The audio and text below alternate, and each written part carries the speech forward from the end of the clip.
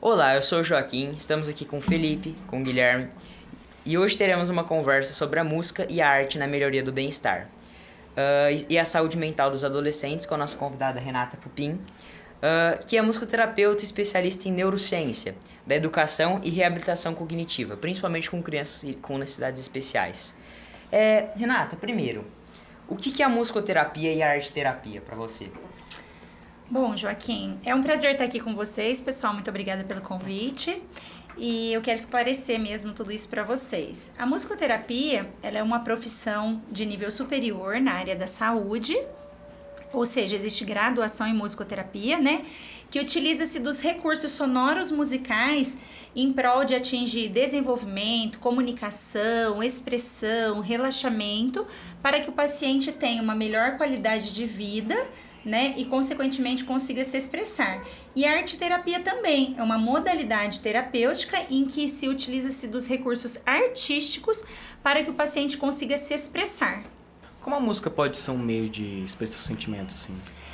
É assim, num atendimento musicoterapêutico, a música, os sons, os recursos sonoros musicais, eles viram um canal de comunicação entre paciente e terapeuta. Então, a partir do momento que o paciente ele consegue se expressar através das músicas, dos sons ou até da arte, ele consegue um autoequilíbrio, consegue autoconhecimento, aumento da autoestima. Se ele consegue realmente se expressar, ele sai dali bem mais tranquilo e às vezes até com decisões da vida dele tomada. Como seria essa conexão que a senhora havia dito aí? Essa conexão entre terapeuta e a... Através da música, né? Então, assim, a musicoterapia ela tem 4 técnicas que são utilizadas. E para elas serem utilizadas, antes de iniciar os atendimentos, nós fazemos uma anamnese clínica musicoterapêutica, que é uma entrevista bem completa, que dura bastante tempo, com o paciente ou às vezes com a família dele, para fazer uma coleta de dados sobre o histórico de vida do paciente, desde concepção, gestação, nascimento, dias atuais, principalmente falando sobre experiências sonoras musicais, já que o nosso foco vai ser som, música, né? Então, através das atividades musicais, a gente consegue fazer esse canal que media conteúdos internos do paciente com as técnicas musicoterapêuticas. Então, você acredita que as consequências, às vezes, que os pacientes vão procurar como melhora no seu consultório, seria de acordo com como você havia dito, a gestação, são coisas do passado que talvez podem ter gerado problemas, e a música serve como uma certa forma cura ou melhora de acordo com o ambiente que ele vive, né? Sim, exatamente. A gente trabalha com traumas, com históricos, com dificuldades, com habilidades que precisam ser reconectadas, né? Com várias situações, autoconhecimento, coisas internas que o paciente não está dando conta. Às vezes ele não consegue expressar de forma verbal, nem com a família, nem numa terapia convencional. E aí quando chega, por exemplo, na musicoterapia, ele se expressa através da música, seja cantando, tocando, e às vezes ele nem percebe que ele expressou aquilo, mas aquilo causa um bem-estar muito grande para ele e ele acaba se autorresolvendo nas suas dificuldades. A música, ela pode mudar o comportamento de uma pessoa? A gente ouve um comentário, eu não vou saber especificamente como ele é, mas é algo mais ou menos assim. Era o da reação, não era? Era da reação, sim, correto. Eu lembro, se quiser. Quando você ouve uma música mais calma, quando você vai entrar em um momento de desespero, você vai agir com mais calma. Se você ouvir uma música mais agitada, no momento que você precisa tomar uma decisão... Como forma de gatilho, sim, acredito. Tipo clássica aí. Sim, isso é verdadeiro. O que acontece? A música ela tem o poder de liberar hormônios, né, no sistema nervoso central. Que hormônios? Hormônios do prazer, hormônios da alegria, hormônios da autoaceitação. Então, são eles dopamina, ocitocina, imunoglobina. E esses hormônios é que trazem um equilíbrio e um bem-estar. Então, assim, por isso que a gente tem que tomar muito cuidado com aquilo que a gente não só ouve, mas o tipo de música que a gente está exposto no dia a dia, né? A gente precisa dar prioridade a estar exposto a músicas saudáveis, músicas que te trazem bem-estar, por exemplo, né? E aí a gente divide isso nas etapas do dia da gente. Por exemplo, se você tá num momento que você tá em plena atividade, né? Então você tem lá seus afazeres.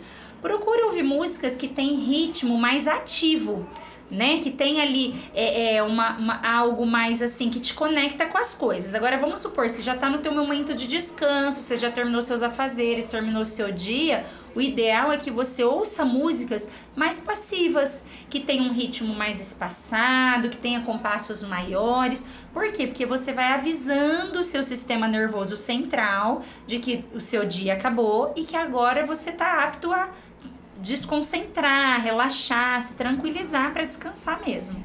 É aquele famoso ditado, né? A gente é o que a gente come. E eu acredito que na música seja a mesma coisa, porque como você havia dito agora, a qualidade de acordo com o que você ouve é o que você vai usar como gatilho, induzir o seu dia, né? Dali pra frente. Exatamente. Uma dúvida, doutora. A senhora disse que existem músicas boas e negativas que trazem benefícios e trazem malefícios. Pode dar algum exemplo?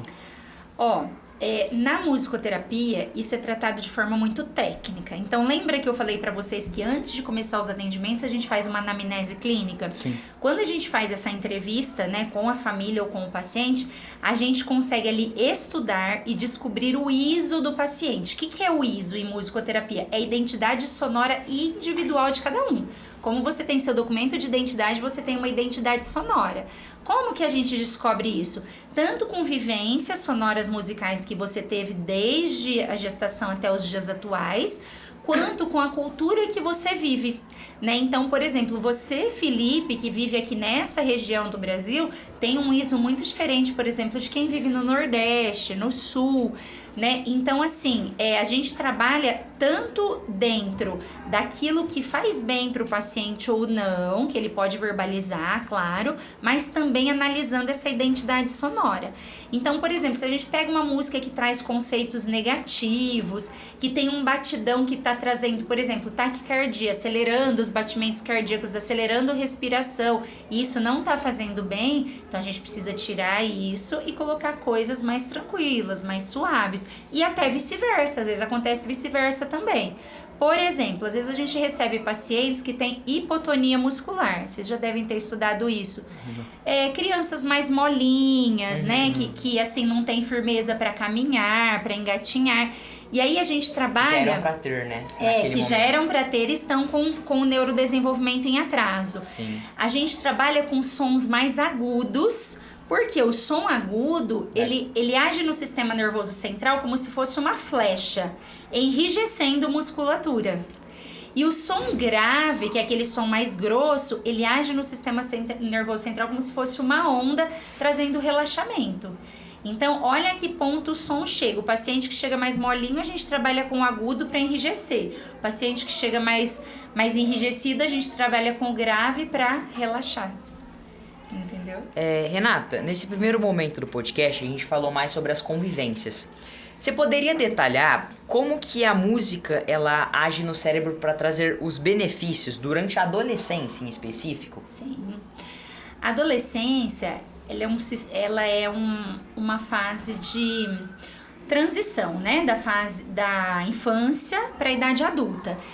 Então ela gera, assim, naturalmente, muitos conflitos internos, né, nos adolescentes. Conflitos esses de autoaceitação, de personalidade, enfim, de uma série de coisas. E a música, ela atinge o sistema límbico, que é a área cerebral responsável pelas emoções, pelas motivações, pelos sentimentos e pelos pensamentos. Então, se a gente equilibrar esse ponto na região cerebral, o adolescente consegue passar para a fase adulta de uma forma mais tranquila, né? Sem viver tantos conflitos de transição, sem oscilar tanto o humor. Então, a música, ela tem essa capacidade, ela tem esse potencial para equilibrar isso e trazer aí uma transição de forma mais saudável, mais tranquila. Muito legal essa sua flexibilidade em opiniões, porque assim como você trabalha mais com crianças com necessidades especiais, você também tem um lado de, né, que a musicoterapia também são para todos, como adolescentes que estão passando por essa transição para a fase adulta. E E um detalhe importante, né? Para aplicar musicoterapia, o profissional tem que ser musicoterapeuta graduado, né? Com especialização em alguma área. O paciente, para usufruir da musicoterapia, não precisa estar envolvido com música, não precisa saber tocar nenhum instrumento musical. Por quê? Porque ele é um paciente, ele vai entrar para a clínica e daí nós vamos desenvolver um trabalho musicoterapêutico. Então não é pré-requisito, eu toco um instrumento, então eu posso para musicoterapia. Não, musicoterapia é para todos. Mas a senhora vai ensinar o instrumento durante o processo? Não, a musicoterapia ela não é uma aula de música, ela é diferente. Então assim, o foco da aula de música é ensinar, né? Ensinar técnicas, ensinar a tocar, ensinar a cantar. O foco na musicoterapia, o objetivo principal é atingir qualidade de vida através de meio de expressão e comunicação. Então, o paciente e o musicoterapeuta vão utilizar-se dos instrumentos musicais, dos sons, dos recursos sonoros musicais para se expressar e não para aprender a tocar. São áreas diferentes. Educação musical está na área da educação, musicoterapia está na área da saúde. É como se fosse assim, a musicoterapia ela justamente desenvolve o seu cognitivo no geral e o modo que você vai agir com a música dali pra frente, né? Para ter cada vez mais aprendizado. Isso mesmo. Se o aluno saber tocar algum instrumento assim, você acha que ajuda na musicoterapia? Ou... Ajuda, né? O Pelo paciente contato. já entra, assim, com a consciência do que é a ferramenta de trabalho que vai ser usada com ele, né? Então, auxilia sim, mas não é pré-requisito. O tema do nosso podcast de hoje é esse. Espero que vocês tenham gostado. E, Renata, eu gostaria que você deixasse um recado para as pessoas que se interessam no tema e justamente dariam audiência para esse podcast. O que você acha tão especial? Eu gostaria de dizer para vocês que a música, ela é um dos maiores gatilhos para causar emoções, né? Então, pense aí vocês, imaginem um filme sem trilha sonora. Será que ele causaria a mesma emoção? Será que todo mundo sairia do cinema com a mesma expectativa, né? Com a mesma... Agora, imagine aí um evento, seja ele um casamento, uma formatura, sem música, né? Só com... As pessoas acreditam que não teriam um gatilho para falar o que falariam e justamente não causariam a mágica do evento em si, Exatamente. né? Então, assim, a música, ela é uma grande causadora de emoções, justamente por aquilo que eu disse, que ela atinge o sistema límbico, região cerebral responsável pelas emoções, motivações, sentimentos, pensamentos. Ela resgata a memória, né? E todas as artes, sejam ela música, pintura, dança, elas são produzidas em cima da emoção do artista. Em cima daquilo que o artista sentiu, ele produz a arte, né? Então, percebem que é uma via de mão dupla, né? A arte causa emoção, a emoção também causa arte. Pode se começar Então- pela música, pode... Então, eu gostaria de deixar isso para vocês, que vocês coloquem cada vez mais músicas no dia a dia de vocês, que vocês se envolvam com a música, seja tocando, seja cantando, sejam ouvindo, e que fiquem também atentos ao que vocês ouvem, né? Se aquilo é saudável para vocês, se aquilo faz bem para vocês, ou se cabe aí uma mudança. Novamente, Renata, muito obrigado pela participação e é isso. Foi um prazer estar com vocês. Obrigado.